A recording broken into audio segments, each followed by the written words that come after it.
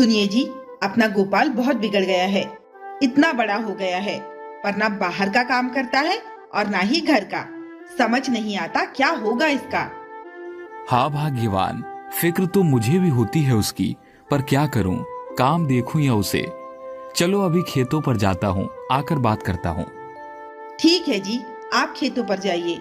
मैं दोपहर तक गोपाल के हाथों खाना भिजवा दूंगी आपको। दामोदर एक किसान था जो खेतों पर फसलें उगाकर अपने परिवार का भरण पोषण करता था। माँ माँ, बड़ी जोरों की भूख लगी है, खाने को दे दो जल्दी से। क्यों रे, बड़ी जल्दी है तुझे? कहीं काम पर जाना है क्या? क्या माँ, तू भी ना ताने ही देती रहती है मुझे। तो और क्या करूं, तेरी पूजा करूं? दिन भर यहाँ से वहां, वहां से यहाँ घूमता रहता है। कभी अपने बाप के साथ खेतों पर भी चला जाया कर, उनकी थोड़ी सी मदद करवा लिया कर। माँ, आपसे कितनी बार बोले, मुझे ये खेती किसानी नहीं करनी है। मुझे शहर जाना है। इस खेती किसानी में कुछ नहीं रखा है। अच्छा अच्छा, अभी फिलहाल तो तू खेतों पर जा, तेरे बाबूजी खाने का इंतजार कर रहे होंगे। गोपाल खाने की पोटली लेकर खेतों की ओर चल पड़ता है। तभी रास्ते में उसे गांव का जमींदार और उनका एक आदमी गुलशन मिलता है। क्या बात है गोपाल, लगता है आजकल तू भी अपने बाबूजी के साथ खेती किसानी करने लगा है। अरे नहीं नहीं जमींदार जी, मैं तो बाबूजी को खाना देने आया था। भला मैं ये सब क्यों करूँगा? मुझे तो शहर जाना है, वहीं अच्छी सी नौकरी करूँगा। सही है बेटा, वैसे भी इस खेती किसानी में क्या रखा है? ऊपर से तेरी ये बंजर जमीन जिसे तेरा बाप दिन रात खुदाई करता रहता है। तो फिक्र मत कर, शहर जा और आराम से रह। अगर किसी चीज की जरूरत हो तो मुझसे बेफिक्र कहना, मैं हूं ना तेरी मदद करने के लिए। जी जमींदार जी, आप सही कहते हैं। चलिए चलता हूँ। गोपाल अपने बाबूजी के खेतों पर पहुंचता है। वहीं दूसरी ओर जमींदार और उसका आदमी गुलशन खेतों की मेड़ पर खड़े होकर बातें कर रहे थे। मालिक, एक बात समझ में नहीं आई। कौन सी बात गुलशन? यही कि आपसे तो 1 रुपया भी ना निकले किसी की मदद के लिए, फिर आप गोपाल पर क्यों इतने मेहरबान हो रहे हैं?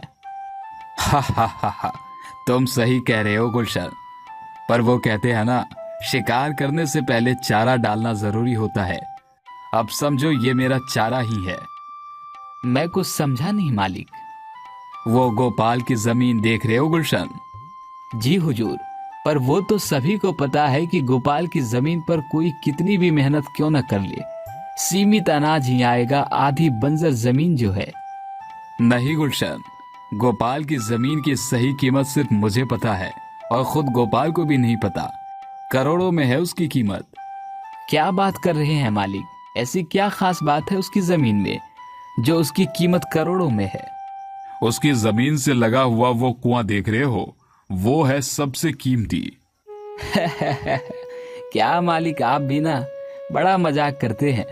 उस बंजर जमीन की तरह वो कुआं भी सूखा हुआ है, फिर वो कीमती कैसे हो सकता है? तुझे समझ नहीं आएगा, चल यहां से। गोपाल पेड़ की छांव में खड़े होकर चिल्लाता है। बाबूजी बाबूजी, माँ ने खाना भेजा है, आकर खा लो। वाह, लगता है आज मेरी पसंद की सब्जी बनाई है भाग्यवान ने। आजा बेटा, तू भी खा ले। गिनती की तो रोटियां है, या आप खा लो या मैं ही खा लूं। बेटा अभी हमारा समय खराब चल रहा है, तो फिक्र मत कर, हम इतने में ही बांट बांट कर खा लेंगे, और हम दोनों इस बंजर खेत पर जी तोड़ मेहनत भी करेंगे। बाबूजी, हम कब तक ऐसे ही रोटियां तोड़ तोड़ कर खाएंगे? मैं खेती किसानी नहीं करूंगा, और इस बंजर जमीन पर हमें मिल ही क्या रहा है? बस खाने भर का ही तो अनाज उग पाता है इससे। बेटा आज नहीं तो कल ये बंजर जमीन अच्छी जरूर होगी, मुझे पूरा विश्वास है। इसीलिए तो मेहनत करता हूं इस पर, और जो इज्जत की रोटी हमें अपनी जमीन से मिलेगी वो कहीं और नहीं मिलेगी। बाबूजी, मुझे आपकी ये बड़ी बड़ी बातें समझ नहीं आती। मैं घर जा रहा हूँ। ठीक है बेटा, आराम से जाना।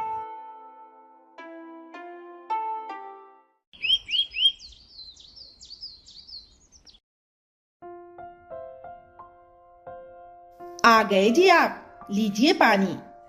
गोपाल नहीं आया अभी तक? अभी तक तो नहीं आया, पता नहीं क्या चलता रहता है उसके दिमाग में, कुछ समझ ही नहीं आता। समय आने पर सुधर जाएगा, तुम फिक्र मत करो।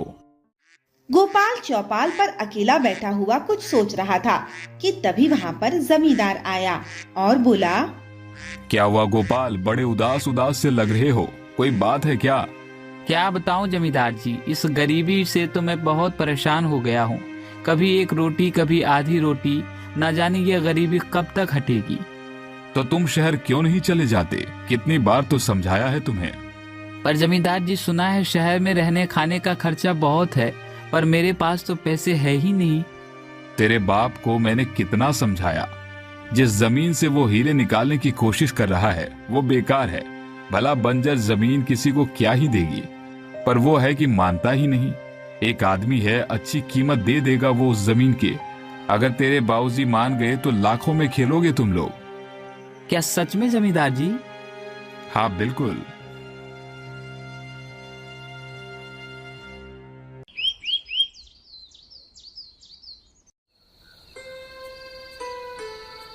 ये लो, आ गया आपका लाडला। आजा बेटा, आज साथ में खाना खाते हैं। नहीं, मुझे भूख नहीं है।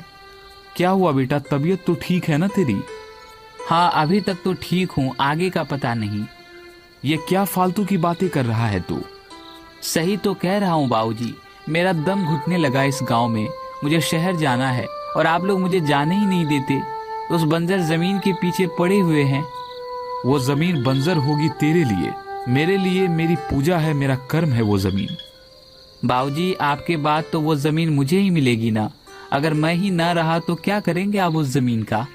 बेटा, वो हमारे पूर्वजों की हमारे पास आखिरी निशानी है। क्या मतलब ऐसी निशानी का जो हमें 2 वक्त की रोटी भी ना दे सके? बाबूजी, मेरे पास अपनी ज़मीन को बेचने के लिए एक बहुत अच्छा ग्राहक है। काफ़ी अच्छे दाम में वो हमारी ज़मीन खरीद लेगा। मैंने तुझसे कहा ना, ये ज़मीन हमारे पूर्वजों की आखिरी निशानी है, मैं इसे नहीं बेचूंगा। ठीक है, फिर मैं भी इस घर में और नहीं रहूंगा। सुबह ही मैं शहर के लिए निकल जाऊंगा। ये क्या कह रहे हो बेटा, तुम हमें छोड़कर शहर चले जाओगे? हाँ माँ, अब मैं यहाँ नहीं रहूंगा, मैं शहर जाऊंगा। जमींदार खिड़की से खड़े होकर उनकी सारी बातें सुन रहा होता है। जमींदार अपने घर जाता है और एक फोन लगाता है। भाई, तुमने तो कहा था उस जमीन की कीमत करोड़ों में है।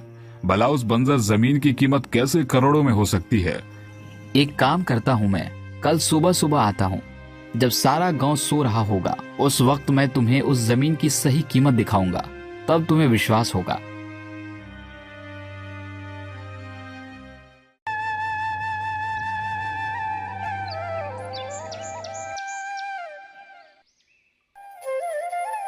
सुबह होती है और गोपाल सूरज निकलने से पहले ही शहर की ओर निकल पड़ता है। गोपाल अपने खेतों के रास्ते जा ही रहा होता है कि तभी उसकी नजर उसके खेत पर खड़े 2 आदमियों पर पड़ती है, जो कुएं के अंदर कुछ झांक रहे होते हैं। ये क्या, इतनी सुबह मेरे खेतों पर ये कौन लोग हैं? मुझे पास जाकर देखना चाहिए। गोपाल उनके पास जाता है और उनकी बातें सुनता है। जमींदार जी, ये देखिए, जिस जमीन को आप बंजर कह रहे हो वो जमीन बंजर नहीं है, बल्कि करोड़ों की उपज है। पर ये है क्या भाई? ये कोयला है जमींदार जी। इस कुएं के अंदर बहुत बड़ी कोयला खान है। अगर ये राज सरकार तक पहुंच गया तो सारा माल सरकार के पास जाएगा और दामोदर को लाखों रुपए का मुआवजा मिलेगा, वो अलग। कहीं तुम मुझे पागल तो नहीं बना रहे हो? अगर ये जमीन हमने खरीद ली तो ये कुआं भी हमारे हिस्से में आएगा और ना ही सरकार को इस खान के बारे में बताऊंगा। हम आराम से कोयला बेचेंगे। इस खान में इतना कोयला है कि हम करोड़पति बन जाएंगे। बात तो तुम पत्ते की कह रहे हो। अब एक बात और बताओ। क्या? तुम यहाँ आ रहे हो, ये बात तुमने किसी को बताई तो नहीं ना? अरे नहीं जमींदार जी, मैं मूर्ख थोड़े हूँ। तो फिर ठीक है। जमींदार जी ऐसा कहकर एक पत्थर उस आदमी के सर पर मार देते हैं, जिससे उसकी मौत हो जाती है। अब इस खान का इकलौता मालिक सिर्फ मैं हूँगा। वाह जमींदार जी, तो ये बात थी, इसीलिए आपने इतने नाटक किए और मैं पागल अपनी इतनी कीमती जमीन छोड़कर शहर भाग रहा था। गोपाल पुलिस को फोन लगाता है और जमींदार को जेल भेज देता है। गोपाल के इस काम के लिए उसे पुरस्कृत किया जाता है। गोपाल के इस काम से सारा परिवार बहुत खुश होता है और सभी लोग खुशी खुशी अपना जीवन बिताने लगते हैं।